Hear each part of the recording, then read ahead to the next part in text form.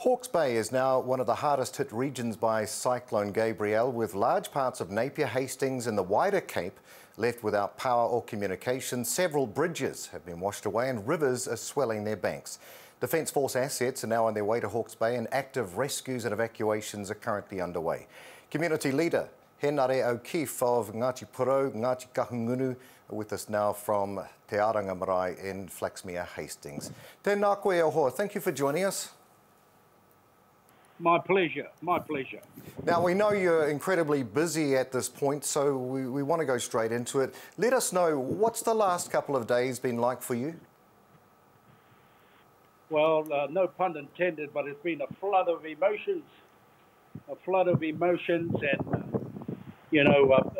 devastation, really. I've never seen anything like it in my 70-plus years here on this earth. Never seen anything like it, but it's certainly devastation for a lot of families, having to climb up on their roof, and they've domiciled there for 3-4 hours before they were rescued. They're cold, they're wet, they're hungry, and that's been a common occurrence right throughout the entire tsunami or hurricane, whatever you want to call it. Matua, what's the current situation like in your region?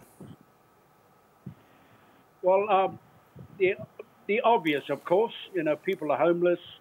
They've lost jobs. They've lost their homes. They've lost their every worldly possession that they could possibly possess.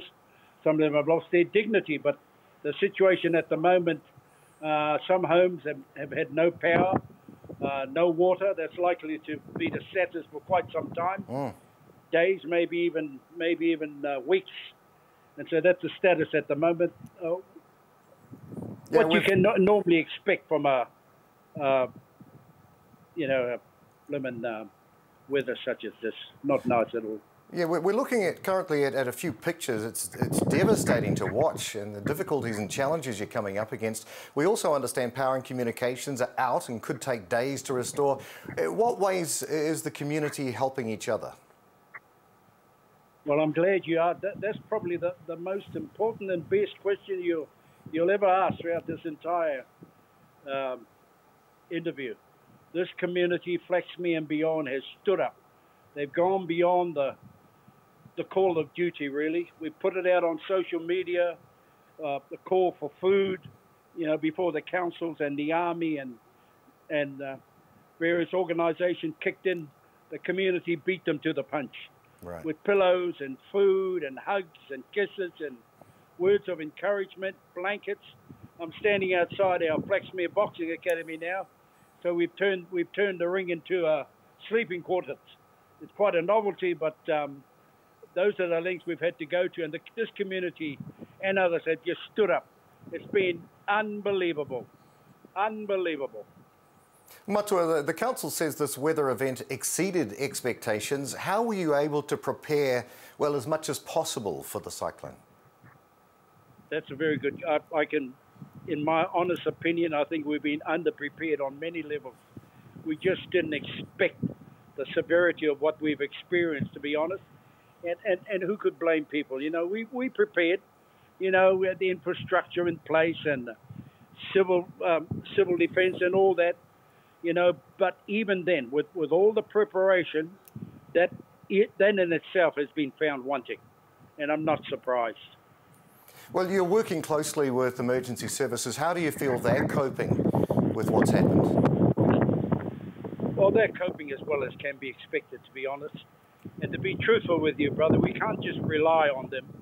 I know they have responsibilities. They have a mandate.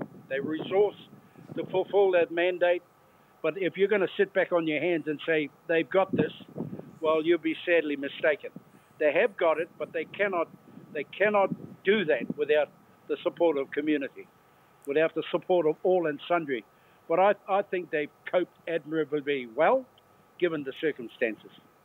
And how many people do you feel, or have you seen, that are needing to stay at Te Arangamara, your boxing club, and other community facilities? Yes, well, I've been traversing the various venues on a daily basis, and up to 100 is in one venue, 80 in another venue, 50, 40, We're expecting another 110 to come into Flaxmere and into Hastings. So people are being rescued as we speak. People are being discovered as we speak. But I couldn't put an exact number on it. Those are just figures off the top of my head, to be honest. Matua, can you give us an idea of how komatua and kuia are coping over this period? Well, the komatua and kuia that I've come in contact with are devastated. You know, we've lost all mahu marae. That's underwater, totally gone. The urupa's gone, the church, their homes are gone. The komatua flats, etc., in close proximity to the marae. So, you know, they're you could say they're whakapapa, the very essence of what they're about. They've been stripped of it through no fault of their own. And they're coping as any normal person would cope, but that whakapapa has drawn them together. That wairua, last night we sang waiatas, we cut a kid, we danced. Anybody would have thought we were celebrating a birthday, a wedding, rather than a catastrophe such as this. It was just amazing how they all came together, including our komatua. And that's incredible for a community like Flaxmere.